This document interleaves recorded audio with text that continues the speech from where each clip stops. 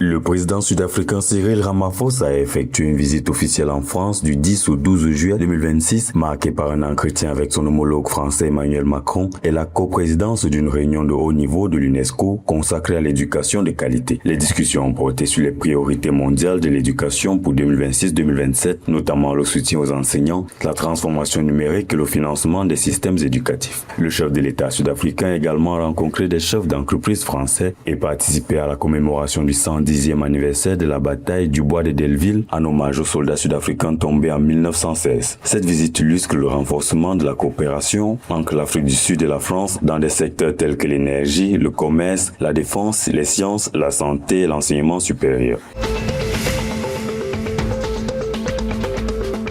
Le ministre russe des Affaires étrangères, Sergei Lavrov, a effectué une visite officielle le 2 juillet au Mozambique, les 9 et 10 juillet 2026, afin de renforcer la coopération bilatérale avec le Mozambique. Reçu par son homologue, Maria Manuela Lucas, il a examiné les moyens d'approfondir les relations entre les deux pays ainsi que les évolutions politiques, économiques et sociales au Mozambique, en Russie et sur les principaux dossiers régionaux et internationaux. Cette visite, organisée à l'invitation de la chef de la diplomatie mozambicaine, vise à donner un nouvel élan au dialogue politique et aux perspectives de coopération entre les deux gouvernements.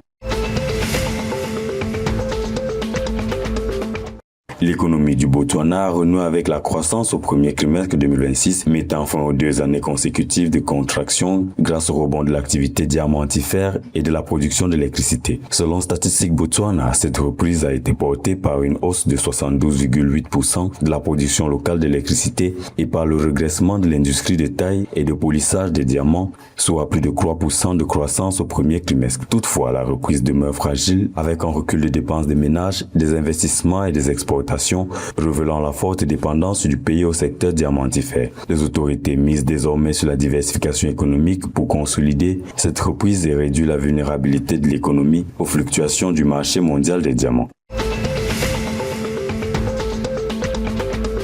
La Fédération zimbabwéenne de football ZIFA réaffirme ses ambitions pour les Mighty Warriors. Dans un message publié le 11 juillet 2026 après cette campagne, l'instance dirigeante assure que le développement du football féminin demeure une priorité et promet de poursuivre les investissements dans l'équipe nationale. La ZIFA estime que chaque campagne de qualification contribue à renforcer l'expérience du groupe et à bâtir une sélection plus sélective en vue des prochaines échéances continentales et internationales.